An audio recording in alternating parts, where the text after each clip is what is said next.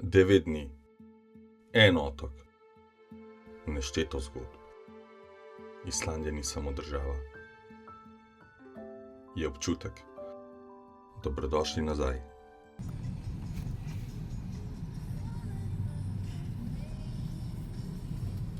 Tako izgleda avto po jutru. Tukaj imava sušilnico. Tukaj sušiva najine stvari. Mokre, premočene od dežja. Wow, to je bil pa ta razgled, ki sva ga imela v noči, kjer sva spala. Novo jutro, pred nama pa še nepozaben dan na Islandiji.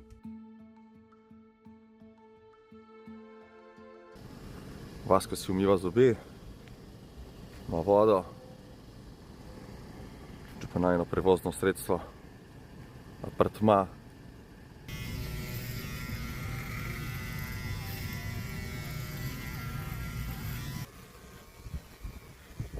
Vaska se brije po 4 dneh, oziroma po 4 tednih. Ja, najbolj. Po 4 tedne. Toyota ima boljše ogledalo kot Ikea. Aha. Brivski salon v divjaka. Avto sva skoraj pospravila. Poglejte od zadaj.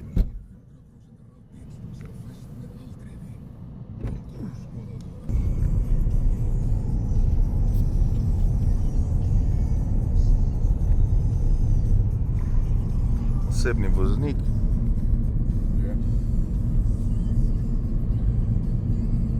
Dobro jutro. Dobro jutro. Si že kuhala prvo kavo?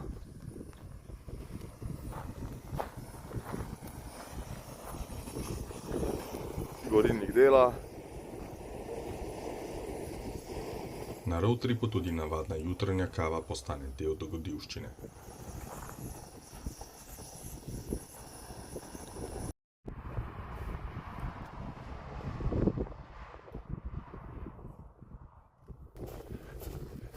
Mogla sva premakniti zaradi vetra in sva šla na WC. Za kavo vse.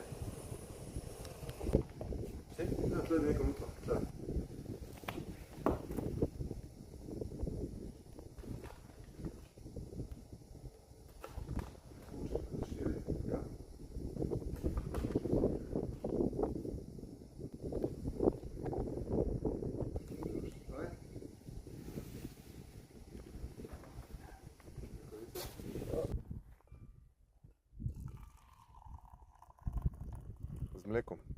Prva jutranja kavica je prva v naravi, ki jo pijeva. Da naju Pa sončkom obsijana. res je. To je poseben čar. Piti kavo v naravi in skuhati v naravi. Končno nas je tudi vreme malo Zacekljalo, ne? Prva jutranja kava, bar kafe, ki sva je sama da skuhala v naravi.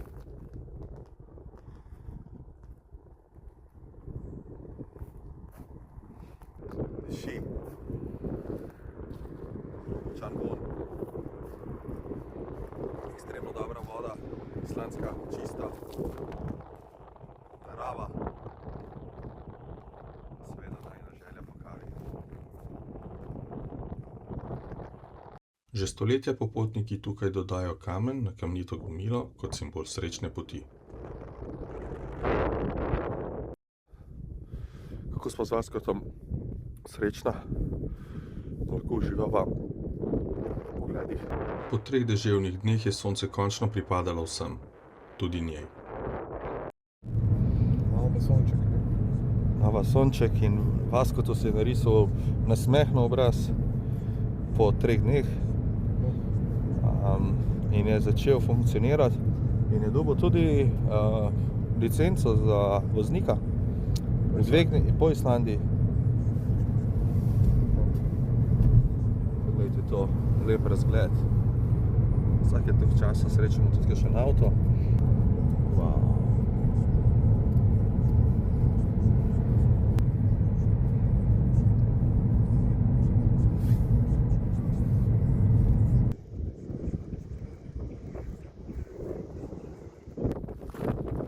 Gremo gor na vrh hriba. Če bi dež padal, ne?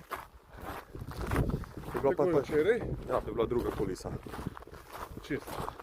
Ta trava ne bo tako malo. Ne, ampak bi bilo mogoče večji ekstrem, pa bi morda se iz vode kadila para zaradi temperaturne razlike. Veš, poglejte našega influencerja.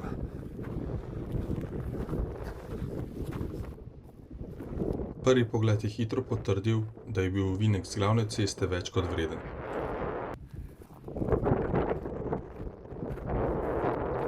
Lahko gre na pot za kraksi. Zakaj ne? Varnostno prvo mesto.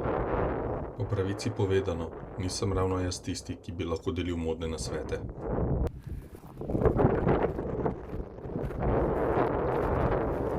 Ta kanjon je nastajal približno 2 milijona let. Izklesala ga je ledeniška reka, ki je po koncu zadnje ledene dobe našla novo pot proti morju. Svetovno prepoznavnost je kanjon dobil leta 2015, ko ga je Justin Bieber vključil v videospot. Zaradi velikega števila obiskovalcev so morali nekatere poti celo začasno zapreti, da bi zaščitili občutljivo naravo.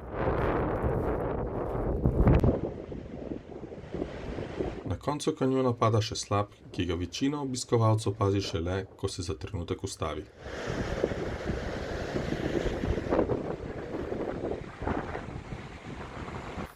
Zelo lepa pot do Svartifosa.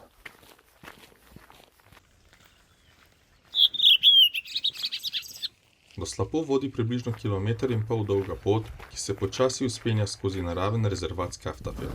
Ne poznam vsake poti do minute natančno.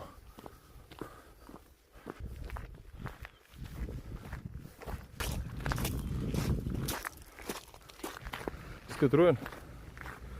Malo, ne? Koleno mi je desno čut.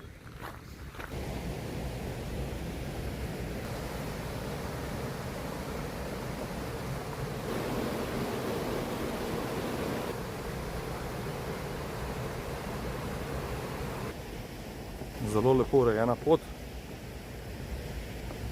Lesene stopnice med majhnim gozdičkom.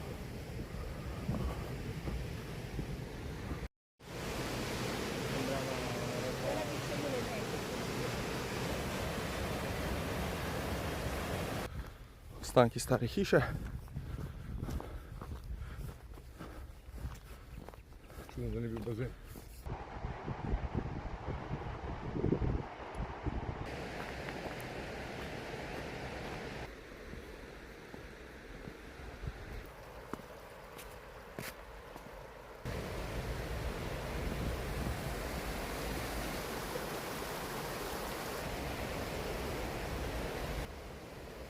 Črne bazaltne stene okoli slapu so nastajale, ko se je lava počasi ohlajala in razpokala v skoraj popolne šesterokotne stebre. Prav ti so postali navdih za eno najbolj znanih islandskih cerkva, Hallgrímskirkjo v Reykjavíku. Narava je ta prizor ustvarjala milijone let, midva sva ga lahko občudovala le nekaj trenutkov.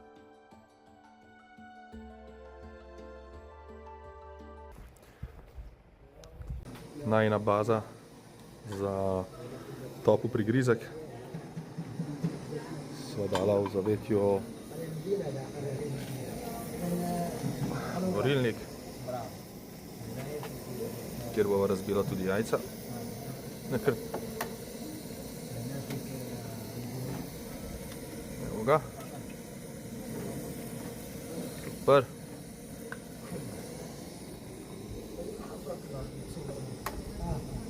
Majhen gorilnik, velike stvari.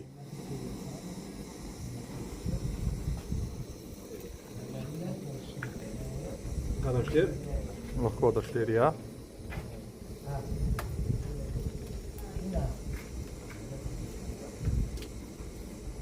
Evo ga, Vasko.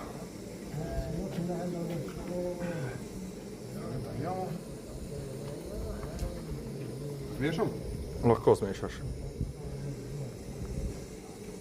Si delava omleto za sirom. Tako, taborniško neko.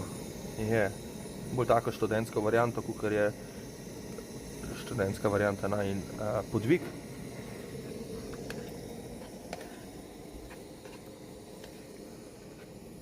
Zna mešati, bomo ga pohvalili tudi ženi.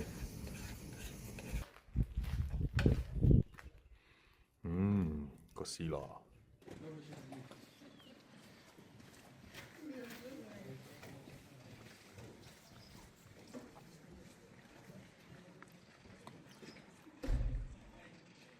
Zelo okusno. Rjena jajca. Brez soli, brez olja, ampak se da.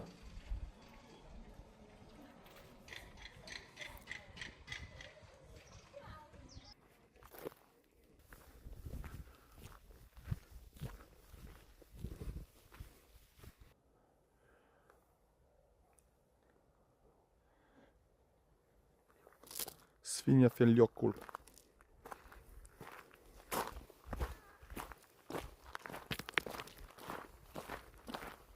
Hoja po ledeniku brez ustrezne opreme in izkušenega vodnika je lahko zelo nevarna. Voda pred ledenikom ni umazana. Rjavo barvo ji daje droben kamniti prah, ki ga ledenik med svojim počasnim premikanjem melje pod seboj. Ta ledenik je del največjega ledenika v Evropi, Vatnajökull, ki pokriva približno 8% celotne Islandije. Ledeniki se zdijo večni, v resnici pa se iz leta v leto počasi umikajo.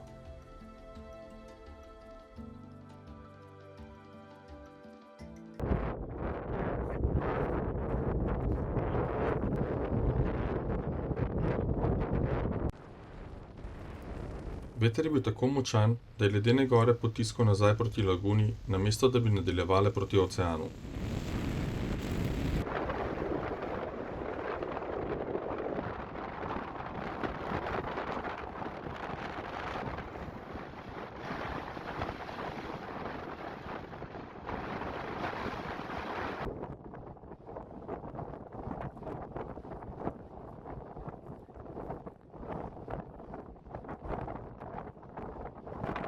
Led, ki plava v laguni, je nastal pred več stoletji, nekatere ledene gore pa vsebujejo led, star tudi več kot 1000 let.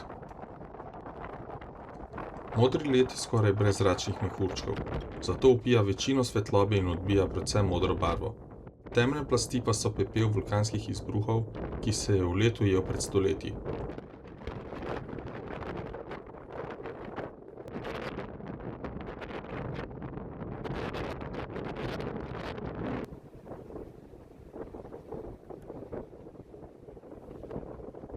Ti ledeni diamanti so se odlomili od bližnjega ledenika, nato pa so po laguni pripotovali do oceana.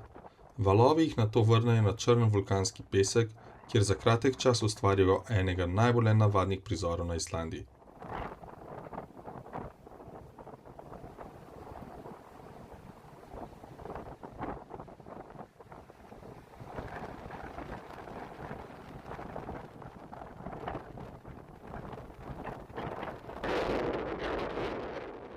Prozoren led na črnem vulkanskem pesku, eden najlepših kontrastov, kar jih ponuja Islandija.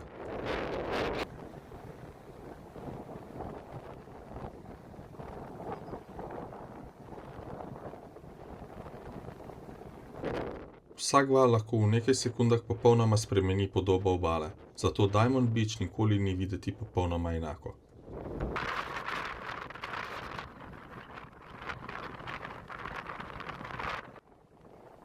Najlepših ledenih diamantov tisti dan ni bilo veliko. Ko najdeš najlepšega na plaži, si zasluži tudi posebno fotografijo.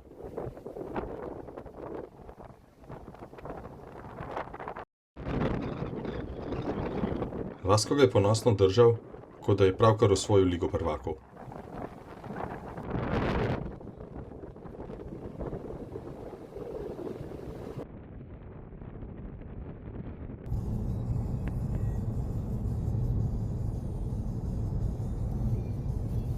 Na Islandiji se pogosto zgodi, da se zaradi razgleda ustaviš tam, kjer tega sploh nisi načrtoval. V ozadju se ponovno pokaže mogočni Vatnajökull, ki spremlja velik del poti po jugovzhodu Islandije. Takšni razgledi so tukaj del vsakdana, tudi za tiste, ki se zjutraj zbudijo v hotelski sobi.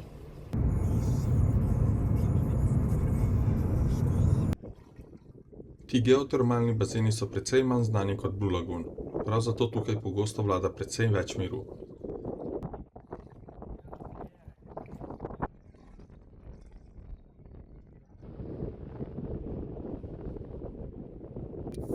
Po takšnem dnevu je bil to najboljši možen zaključek popoldneva.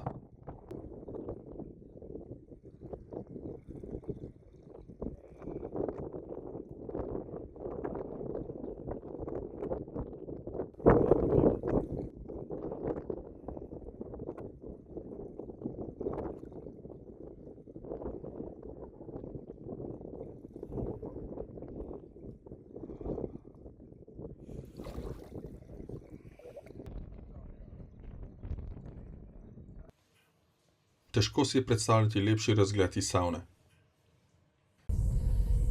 Tukaj sem preživel 2 poletji. Leta 2008 in 2011 sem igral nogomet za lokalni klub Sindri. Lepo se je bilo po vseh teh letih znova vrniti.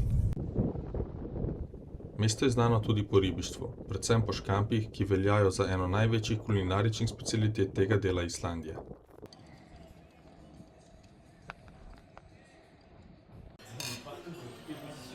Skal.